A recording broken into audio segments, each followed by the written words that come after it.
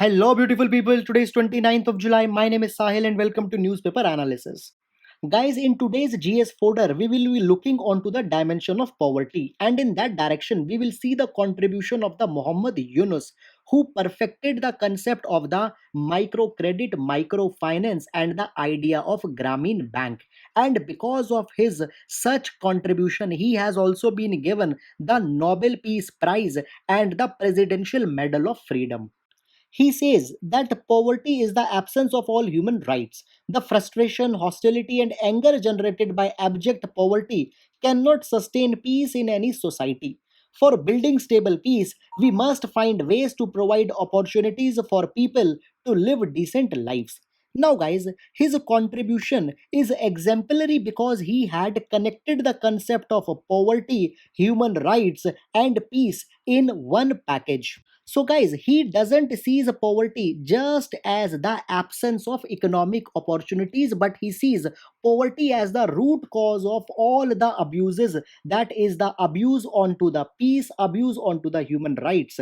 Guys, he says that poverty can be eradicated not by giving the dole or not by giving the mere financial subsidies, but by building the capabilities into the people, and therefore he propagated the idea of microcredit to the poor people by which their capacity can be enhanced, and by that thing only the lasting human rights as well as peace can also be promised. Now, friends, in our GS paper number 2, specifically the concept of poverty has been given, and in GS paper number 3, economic development has been talked about, and there poverty happens to be the major pillar. So, guys, please utilize the ideas given from here, as this will give much authenticity to your answer and will help you to score above average marks. Now, guys, the main question that I gave you yesterday. So, guys, this question was essentially from the article that we discussed. And the question says that data protection and privacy are new age fundamental rights, but they require all the possible protections which have evolved as a part of historical process.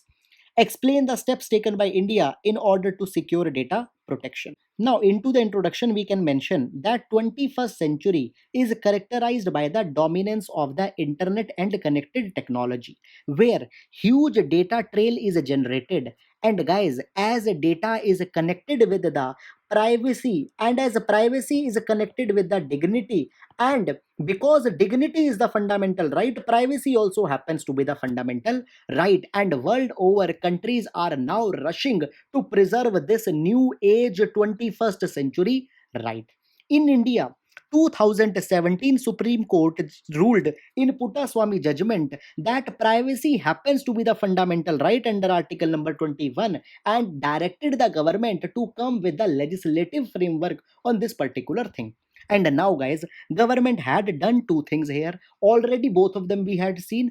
First of all, for the personal data protection, BN Shri Krishna committee was constituted, and for the non-personal data, just few days back we had seen that Gopal Krishna committee has been constituted, and both of them had suggested the safeguards. And guys, here 2 2 3 3 points from both you can write. You can talk about data principles, you can talk about the definitions, their liabilities, accountability, etc.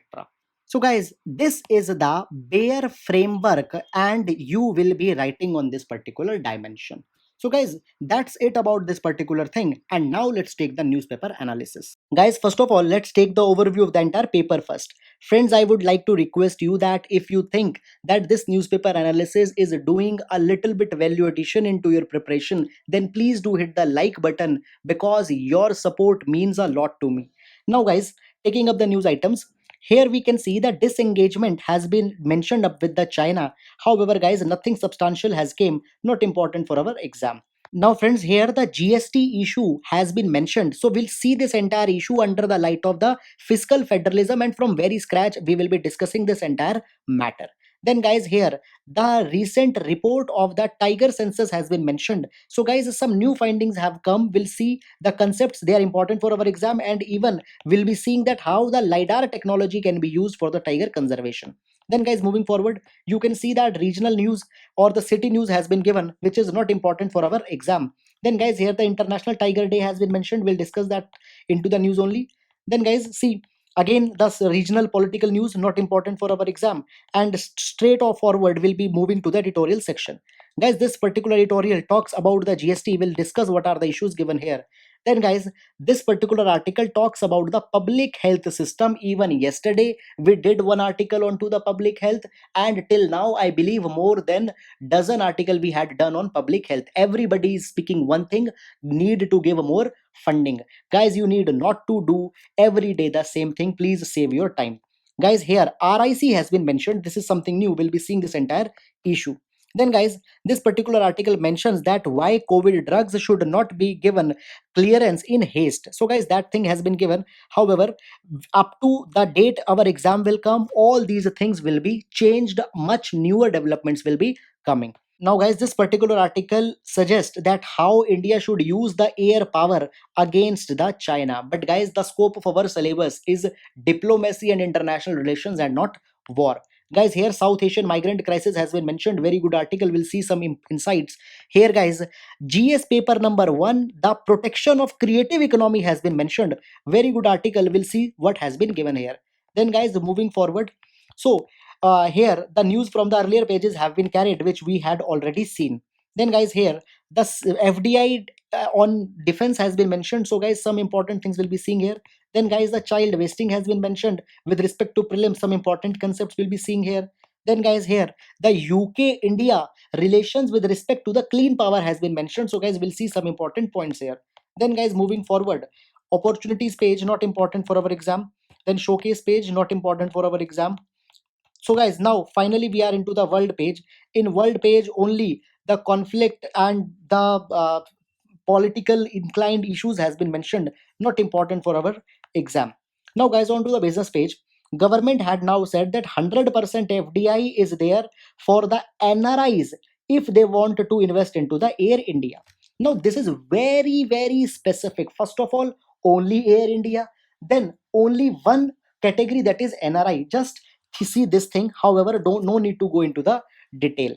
Now guys, here the CII, Confederation of Indian Industry, has said that rural lending is reviving the agricultural growth. But guys, it is not a report by some Niti Aayog or Finance Ministry or RBI, so therefore not required to go into the nitty gritties of the report. However guys, moving forward, here onto the business, or we have the sports page. Nothing important has been given. So now let's go to the newspaper analysis in detail. Now starting up, friends, here you can see a very important news article. See, this news article pertains to the tiger census detailed report which has been released yesterday by the Minister of Environment, Forest and Climate Change. Guys, till now the detailed report was not released, and guys, here there are certain important concepts with respect to your exam. First of all, when we talk about tiger, so guys, in India, we find the Royal Bengal tiger or simply the Bengal tiger. And onto the IUCN red list, its status is endangered. Now guys, coming to the detailed tiger census report. So according to this particular report, the 70% of world's tiger population is living in India, which is a good thing. Now guys, this detailed report has been released onto the occasion of World Tiger Day, which is celebrated on July 29. And guys, at St. Petersburg Tiger Summit in 2010, for the first time it was decided that the Tiger Day will be celebrated on July 29 every year. And guys, at this particular summit, it was also decided that by 2022, the global population of tiger has to be doubled, and all the countries need to work in this particular regard. Now guys, certain more findings of this particular report. Now, guys, according to the report, it has been said that India is reaching the peak in tiger carrying capacity. And right now, one third of the tigers are actually living outside the tiger reserves. Friends, we have 50 tiger reserves, and there is the Project Tiger and National Tiger Conservation Authority, which are concerned with these tiger reserves, and 1 by 3rd of the tigers are living outside these tiger reserves. And guys, out of the 50 tiger reserves, 17 tiger reserves have actually reached their peak. It means that the tiger population is overcrowded there. And from here we will come to the concept of the source versus sink.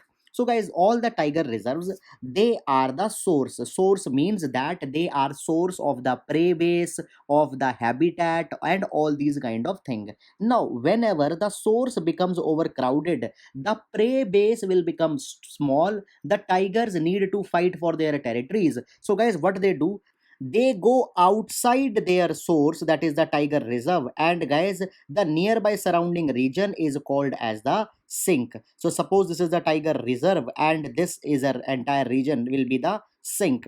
So what happens, we need to understand the source sink relation. Guys, we need to do work on that direction, that they don't go too much into the sink region, because the sink region also contains the human settlements, and when they venture into the human settlements, there is the problem of the man animal conflict. So guys, this source versus sink relation has to be understood, particularly now with the great concern, because India is reaching the peak. Now guys, see here what we are doing, we are focusing onto the tiger reserves where the tiger population has reached the peak. Hence, focus should be made onto the development of the underdeveloped tiger reserves rather than focusing onto the overnourishment of the tiger reserves which have the good population. Now, friends, these are the all associated concepts with respect to the report, but there are certain really good points which have not been given into the Hindu newspaper but could be important for our exam. So, guys, that also we will be doing. Now, I have told you the problem is there that into the tiger reserve, the prey base is shrinking, and when it will shrink, the tigers need to relocate, need to go outside their tiger reserves. Now, in order to have the viable population of the prey, we need to develop a proper vegetation, proper water sources, proper foliage, tree cover, etc. into the tiger reserve.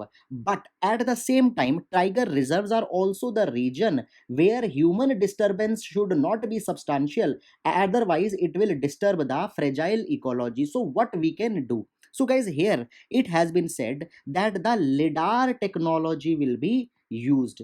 Now guys, actually lidar is a remote sensing method by which we can map a particular region or the surface of the earth. Now guys, into a lidar there are actually three main component. One is the pulse laser beamer, then second is the lens, and then the guys third is a image sensor. Now how it will work, so guys, first of all, this beamer, it will be beaming a laser pulse, and as it will travel, it will hit the objects which will be coming into its path, and when it will hit or strike the object, it will come back and it will be received by the image sensor. Now guys, millions of laser beams are projected at once, and there are different objects by which it strikes and come back and received by the sensor. Now guys, their frequency, their distance, their curvature, all this will be noted, and a 3D image will be processed which will look like this, and this 3D image will be representing the replica of that entire region. So guys, without actually physically mapping, we can have the 3D image of the region. Now, by using the LiDAR technology, it has been said that the habitat development, the forest development or conservation will be carried, so that prey can find the suitable habitat into the tiger reserves, and if the prey population will increase, the tiger base will also increase. Now guys, there could be the further applications of the lidar. See, it can be installed onto the drones so that it can map the forest and the region where people are not preferred to go. Secondly guys, it can also be installed onto the ships, onto the planes, and it can also map the ocean, so can help into the oceanographical studies. After that, guys, it could also be installed onto the cars. So when we talk about the self-driving cars, so there lidar technology holds the great potential. Moreover, guys, it can also be fixed onto the tripods at certain still locations and can beam the image onto the constant intervals. So guys, this is all the application of the lidar. So guys, this is all the topic of tiger, how lidar can be used and associated issues. That's it. Now we'll move to next. Now, guys, this particular topic pertains to the GST tax devolution, and guys, happens to be a major topic under fiscal federalism GS paper number 2 and taxation related issues GS paper number 3. Here I had clubbed a report from page number 1 as well as from page number 8 and one from the editorial section. Now, before going into the news, we will see the background so that you can have the better understanding. So, guys, starting from the scratch, 101 Constitutional Amendment Act was passed in 2016 and ultimately it came in force from 1 July 2017. And by virtue of 100 Constitutional Amendment Act, GST, Goods and Services Tax, came, which subsumed the major indirect taxes which were prevalent in India. Now, guys, see, when we talk about the revenue for the rich states and for other states also, then, guys, nearly 70% of their revenue come by the indirect taxes. And as indirect taxes were subsumed under GST, and GST's major command was with the center government. So, guys, actually, it is said that 101 Constitutional Amendment Act is the historic act which changed the dynamics of the fiscal federalism, because now more power with respect to the fiscal relations went to the center government. Okay, guys, now see, one more thing please keep in your mind with respect to exam. I have used the word major indirect taxes were subsumed. So, guys, still there are some of the indirect taxes which have not been subsumed under the GST. I can give you certain examples. For example, guys, the VAT on petroleum, it is an indirect tax, but it has not been subsumed under the GST. Second example could be the excise on liquor. It is also an indirect tax, but it has also not been subsumed under the GST. They are still with the respective state governments. Now, friends, you might have seen into the news that when GST was being introduced, there was a lot of controversy. See, guys, the state governments have a worry. They say that by bringing the GST, our revenue will go down. We will facing a shortfall there. So, guys, at that particular point of time, an arrangement was made. Center government said that, okay, please tell us what was your revenue in 2015 and 16. And it was said that we will take 2015 and 16 as a base year. We will understand this by the help of an example. Suppose, guys, in 2015 and 16, the revenue which states received was 100 rupees. So, center said that, okay, we will make sure that your revenue for the next 5 years don't go below 100 rupees. And not only this, we will also give you an annual increment of 14% for the next 5 years. And now, guys, the states ask the center government, you tell us what if you received less money, how you will give us the shortfall. So center government said here that you don't worry, we will bring the GST compensation cess. Now, what is this GST compensation cess? Guys, there are luxury goods, there are sin items such as tobacco, etc. So it was said that on that we will install one additional cess, and all the money which will be coming from this cess will be put into a pool. And guys, if the revenue shortfall is there, we will bring money from here and we will compensate you. So, guys, everyone is happy. Center has accumulated all the indirect taxes under one GST tax. State governments are happy because they are given the surety that they will not be facing any decline, rather 14% increment will be coming. So, guys, everybody was happy. And guys, now as GST came in force, after every 2 months, whatever was the compensation of the state, that compensation was transferred by the center to their state governments. But now, guys, the problem started to begin from last 1 year. Why? Because the economic slowdown began even before the pandemic. And as there will be the economic slowdown, there will be problem with respect to the tax collection. Tax collection will come down, and when the tax collection will come down, center will also not be able to pay to the state governments. And now guys, after that the pandemic came, and with the coming of the pandemic, even the tax collections will go down. And this is the time when the state government also need money very direly, and they were nudging the center government that please pay back our money. So guys, a lot of problem came. So guys, what happened? Finally, now government has paid the final installment of 2019-20, and now we know that the financial year of 2020 and 2021 has also begun, and even the 4 months have been passed. Now the state government are asking that please give us, 4 months have been passed, please give us the money for our this particular year. And here the center government is now saying that we are unable to pay the dues, because first of all, tax collection is low because there is no economic activity, with less economic activity. Secondly guys, as we had seen that the GST compensation cess is imposed onto the luxury items such as the SUV cars, etc., and on the sin items, but their consumption is also low because first of all lockdown is going on, and secondly now people are not spending onto the luxury items. So guys, there is also not money into the GST compensation cess. And guys, see, there was no provision that what will be done if even money is not there into the GST compensation cess. Now guys, into the June there was the meet of the GST council, and there it was being explored that what we can do. So at that point of time it was said that okay, we will again meet in July and then we will think.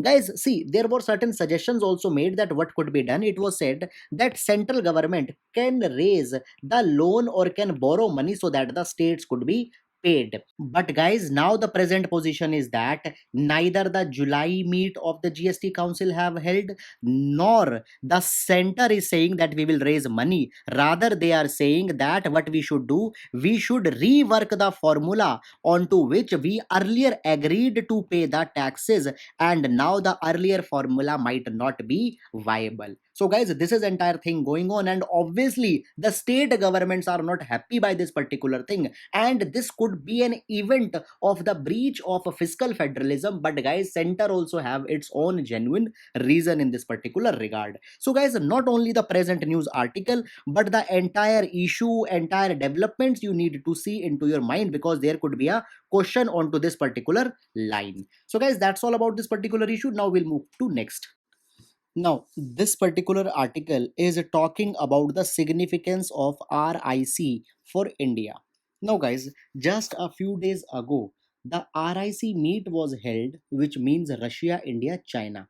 Now, guys, this particular 2020 years meet is important because it was convened to celebrate the 75th anniversary of the end of the World War II and the formation of the United Nations. And here at this meet, the issue of a pandemic response was discussed. Then, the issue of development of the international north-south transport corridor was discussed. Guys, INSTC, it aims to connect the Persian Gulf and the Indian Ocean with the Caspian Sea. So, guys, it will actually be linking the Central Asia, Russia via Iran to the Persian Gulf. Now, guys, into the RIC meet, Russia also offered to negotiate between the China as well as India because of the ongoing LAC issue. But there, both the countries said that bilateral matters will not be discussed and they will be solved onto the mutual basis. Now, guys, as the RIC was convened, it was said that India is going towards the Russia and China, and it will hurt India's foreign policy towards the USA's alignment. So, guys, with the help of this particular article, we will be exploring the development of RIC and will see it into the present times. Now, guys, RIC as a forum, it's started its inception into the early 2000, and this was the time when the India was coming closer to the Russia as well as to the China. Now, the rejuvenation with the Russia came because of the coming of Putin onto the political scene, due to which the military economic engagement of Russia and India increased. Moreover, guys, with the China also the rejuvenation came. because in 2003 and 2005 the agreement onto the boundary settlement was carried and it gave a major boost to the relations between both the countries. Then guys, see, if we see forward, even the synergy between three countries also came because all of them were emerging from the scene of unipolarity which developed after the demise of the USSR, and into the 2000s there was a new scenario was emerging, was the multipolarity, and all of them was searching for their own space. Moreover guys, all the participants in RIC, they have a common belief, that is they were propagating for the sovereignty and therefore were against the actions of the USA into the Gulf region as well as into the other parts of the world. Secondly, they were talking about a new global order where the multipolarity needs to be the principle. Thirdly, they were more focused onto the territorial integrity and therefore the convergence point came. So this is one side of the story. Now guys, at the same time, the convergence between the India and USA was also increasing because of the enhanced trade relation. Guys, we know that after 2000 India emerged as a major IT exporter, and India and USA happened to be the major market there. Then guys, civil nuclear deal was also signed between India and USA during this time. So here the India was coming near to the USA also, and Russia and China also, and India was here now in a dilemma that what path should be taken further. However, friends, one more thing I tell you, see, at this particular time, USA has a reason to bring India in its embrace because USA now was working onto the policy of containment of China, and there USA needed a trustful ally into the Asia, and USA chose India to be that ally. Therefore, USA was deliberately coming near to the India. But guys, as I told you that India was confused here, but this confusion was removed early because this was the time when China developed a position onto the China Pakistan economic corridor, and as CPEC was passing from the Pakistan occupied Kashmir, India developed a resentment against the China. And this was also the time when guys the relation between the Russia and USA started to deplete, particularly after 2014. Guys, Russia also came in near to the China and Pakistan and even started to show the support of Taliban in Afghanistan, and therefore now India got a clear answer that it needs to drift into the favor of the USA. And now guys, as of 2020, we know the relations between the China and India are on such a trajectory that India is finding even more reason to go towards the USA, and therefore there is a westward shift in India's foreign policy. But guys, still RIC holds a special significance for India, and now we'll see that significance. See, India is a member of a still SCO, that is the Shanghai Cooperation Organization, which is a grouping of India, China, Russia, Pakistan, and four Central Asian countries. Now, friends, Central Asia had always been very special to India because of number one, energy requirements of India can be fulfilled by the Central Asia. Secondly, Central Asia lies very much, the country, particularly Tajikistan, into the vicinity of the Pakistan occupied Kashmir. Thirdly, guys, this particular region has been instabilized and much of terrorism is sprouting into this region, and therefore ensuring stability into this region is of high significance for India. After that, guys, there is the Connect Sound Central Asia policy of India, by which India wants to increase the integration with the Central Asia so that a bigger market reach can be availed by India. Guys, after that, now there are also the reports that into the SCO, the Afghanistan as well as Iran will also be increasing. And apart from the Central Asia, Afghanistan, Iran also has a special strategic significance. So guys, all the significant countries will be coming under the single roof, that is SCO, and in SCO RIC is already inherent, so therefore RIC's support for the SCO is needed for India. But still, there is one problem which is still existing here. Now, guys, RIC holds the importance, but the Indo Pacific region also holds importance into the India's foreign policy portfolio. But when India tries to make a kind of a influence into this region, China has a problem with this, because China only thinks that India's Indo-Pacific policy is a tool of the USA. So, guys, therefore, right now the reality is such that India can't ignore RIC, and at the same time can also not ignore the Indo-Pacific. But what India can do, India, by actively working into the RIC, can show to the China that its policy into the Indo-Pacific is an independent one and not a tool of the USA.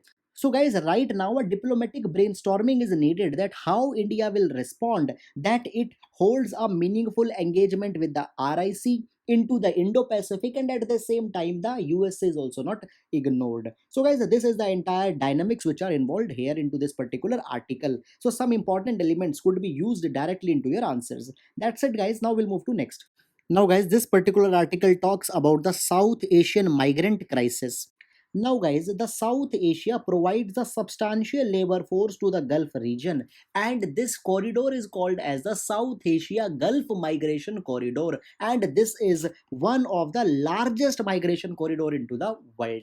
So, guys, as of this article, there are 15 million South Asians which are living into the Gulf countries, and they happens to be the backbone of Gulf economy. But, guys, at the same time, the labor workforce working into the Gulf is different from the workforce employed into North America and Europe, because here major workforce is employed into the blue collar jobs where they work as construction workers, laborers, cooks, etc. And, guys, at the same time, the domestic policies of Gulf are also discriminatory and exploitative.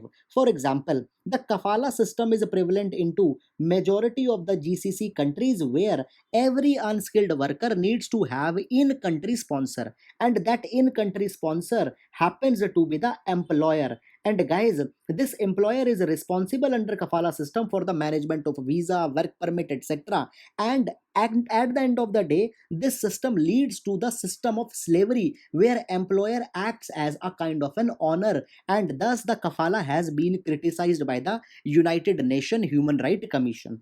Though kafala has been abolished by the Bahrain, and Qatar also says that it will abolish it in 2022, but still the system is prevalent. After that, guys, the social security regime is also very weak, and the basic social security benefits, social security protection, welfare are not given to the workers here. Moreover, there is virtual absence of the labor rights. After that, guys, the most important priority of these workers is to send back the remittances to home. Therefore, they opt to live in very petty conditions and unsanitary conditions. Often they are living into the labor camps, where in one very small room large number of people live. Therefore, their living standard is also not very good. After that, guys, majority of these laborers depend on their medicine requirements from India, because medicines are very expensive into the Gulf nations. So, guys, due to all these reasons, the workforce in Gulf is always vulnerable to the crisis. And as the pandemic began, their vulnerability further enhanced, and they were immediately lifted back under the Vande Bharat mission. Moreover, guys, not only the male workers but the women also reported the crisis, and when they came back again, a new wave of problem starts in India, that is the rehabilitation, reintegration, and resettlement of these people.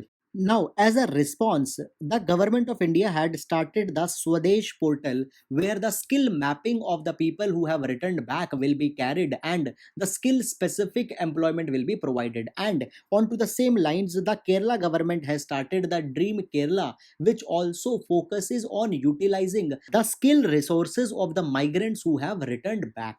Then, guys, if we talk about the neighborhood, then the Bangladesh has also announced the special package for the resettlement of the returning migrants, which includes the things such as the money on arrival, employment projects, and all such kind of things. Now, guys, the issue is that on one hand the people are returning, but at the same time Gulf countries are exploring to bring the expat bills, by which they will permanently be reducing the jobs for the expatriates and will give them to their native workers. So guys, right now, in order to tap the potential of these migrant workers, we need that a adequate migration policy should be made, and in this particular direction, the organizations such as the SARC, ILO, as well as United Nation conventions can be used. So guys, this is the high time that a proper migration policy should be framed. So guys, this is all about this particular issue. Now we'll move to next.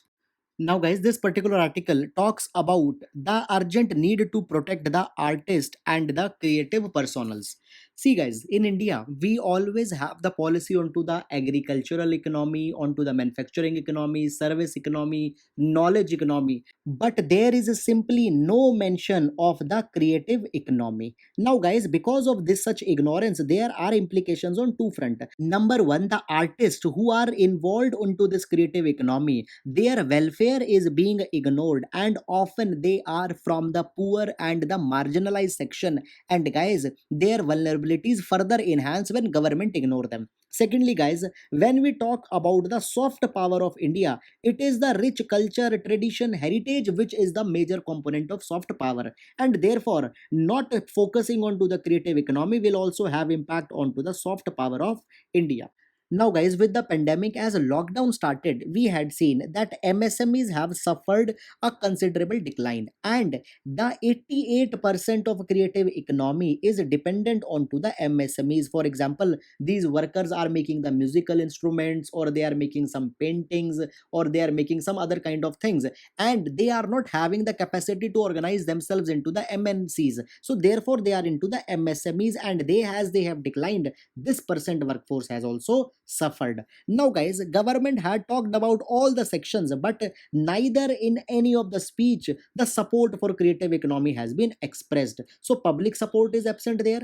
Secondly, guys, even if a private sector wants to help, the CSR, corporate social responsibility rules are such that they are also not in a condition to help them. Moreover, guys, the taste into the cultural heritage is declining into the present youth, so they are also not giving the patronage. Now, guys, in order to resolve the crisis on this particular line, what could be the way forward which we can suggest? So, guys, recently the FICCI had submitted a report to the Ministry of Culture, and there various suggestions have been given, and if a question comes, they will serve as the ready-made answers for our exam. First of all, it has been said that in 2017 grants were announced for the people who are involved into the art, culture, preservation of culture, etc., but since till now these grants have not actually been released, so these grants should be released at the immediate concern.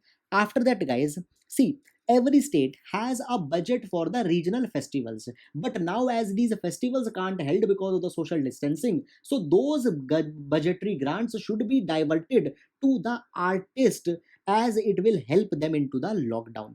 Thirdly, guys, the schemes of government such as Ayushman Bharat should be specifically extended to the people who are involved into the art, culture, creative economy, so that their health concerns can be addressed.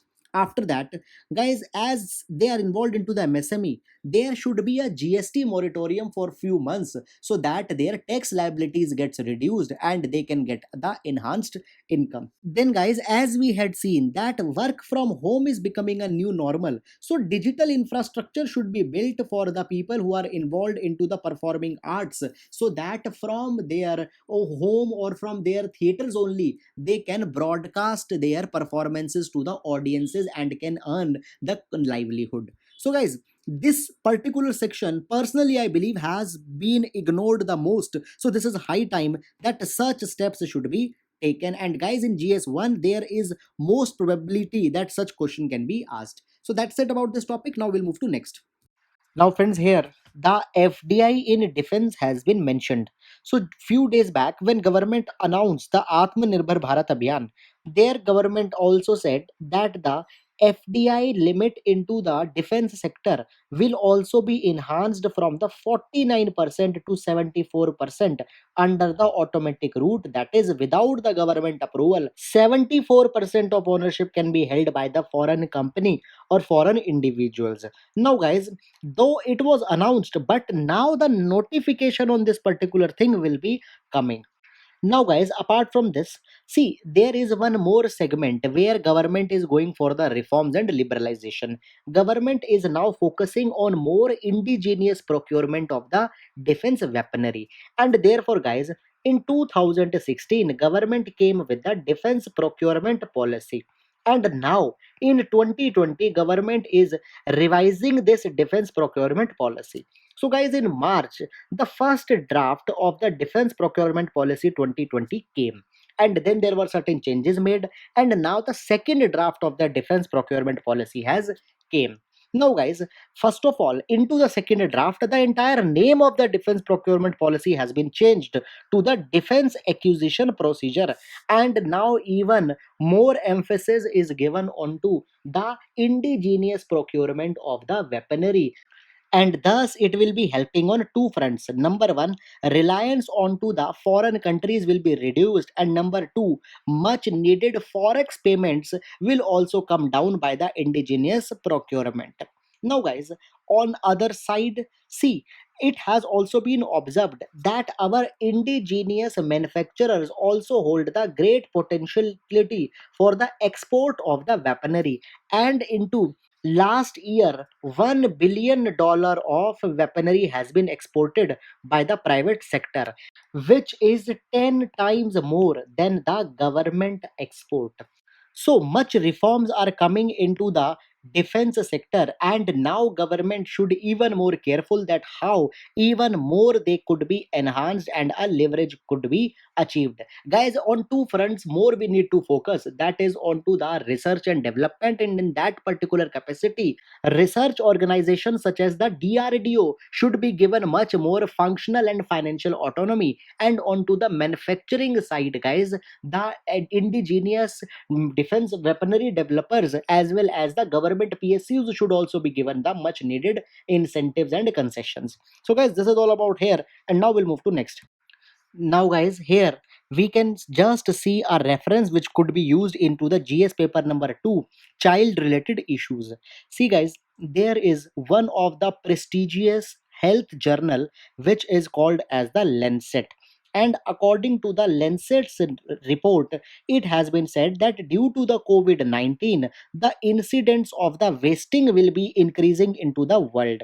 Now guys, wasting means the ratio of weight is to height. So for a specific height you need to have a specific weight, and children below this prescribed ratio or this prescribed number, they are said to be wasted. So due to the COVID-19 there have been significant impact onto the nutritional requirement as well as health needs of the children. So therefore nearly 6.7 million more children under the age of 5 will be wasted into the times to come. This is observation by the Lancet, you can quote into your exam. Now guys, at the same time there is one more concept which often comes, that is the stunting. So for the prelims, keep in mind what is the difference between the wasting and stunting. So stunting is the ratio of height is to age. It is weight is to height, it is height is to age. Please keep in your mind. And guys, one more thing, see, there is the global hunger index on which countries are ranked on terms of the child health, child nutrition, etc. Guys, in 2019 global hunger index, India ranked 102 out of 117 countries, which is very bad for India. Now guys, under this global health index there are four parameters on which countries are ranked. First is the undernourishment, and undernourishment is given one third of the weight. Then there is the child mortality, it is also given the one third weight. Then the wasting of the child, it is given one sixth of weight, and stunting, it is also given one sixth. So on these four parameters GHI is also derived. Now guys, if you don't know child mortality, it is the number of children dying below the age of 5 years. So guys, it could also be utilized into the answers onto the hunger. So that's it. Now we'll move to next. Now guys, here for GS paper number 2, we can see that one more converging point is coming between the India and United Kingdom, and this converging point is with respect to the renewable energy. So, guys, what has happened? UK's Minister of State made a virtual visit to India and had promised to support India in terms of the renewable energy acquisition. And, guys, a statement has been made where it has been said that UK and India will work together to make the clean power accessible. Now, guys, further discussing about the issue. So, guys, now into the next year, United Kingdom will be holding the presidentship into the Conference of Parties 26, which is also called as the United Nations Convention on Climate Change. And UK had said that it will be showing a special support for the renewable energy and thus will be helping the developing countries such as India to build the renewable energy potential. Guys, moreover, onto the Green Energy Fund, the UK and India had co founded the Green Growth Equity Fund, which right now has a pool of 240 million pound, and here both India as well as UK had contributed. Now, guys, the purpose is that this fund will be increased to 500 million pound, and the money which will be raised into this fund will be used into the infrastructure related to the renewable energy. And now, guys, just recently, the British Petroleum has also decided to invest 50 million pound into this particular fund so that the renewable energy potential can be enhanced between both the countries. Furthermore, guys, onto the renewable energy potential. See, both India as well as UK are actively working so that under the International Solar Alliance, fund of nearly $1 trillion can be mobilized so that all the countries can get a better technology, better capital, as well as better way to utilize the solar energy. And here also both countries have the converging points. Moreover, guys, apart from the convergence into the power, there could also be a convergence onto the COVID response, because as we know that Oxford trials are doing really well and there is a probability that the Oxford drug will be the first vaccine. So there also UK had said that they will be helping India, and guys, a kind of a medical diplomacy is also coming onto this particular front. Now, guys, two convergence points we had seen, that is energy, medical, and then there is one more third vertical which comes here, and that is the UK's support to India's MG Narega plan in order to make the durable climate resilient livelihoods. So, guys, here the skills are being induced with respect to the aquifer recharge as well as the flood protection management infrastructure development. So, guys, these are some of the major areas which you can use if a question onto the India UK relation comes. So, guys, that's it, and now we'll move to the question section. Now, friends, please pause the video and try to answer the question. So, question number one is with respect to the tiger reserves. Please read the statement and identify the correct code. Now, question number two is with respect to the quadrilateral dialogue. Please read the statements and identify the correct code. Question number three is with respect to the bulk drug parks. You need to tell that this scheme is whose initiative. Question number four is with respect to the Knowledge Resource Center network. Please read the statement and identify the correct code. And now the main question for today. So, guys, this question pertains to the GS paper number 2 and it is a 10 marker question. So, question says that the reverse migration may turn into disaster if not backed by proper policy formulation. Comment in the light of reasons for the reverse migration to India. So, guys, please write it, and into the next class we'll see the main framework with respect to this particular question. Friends, that's it. I hope you are liking our initiative. Thank you so much.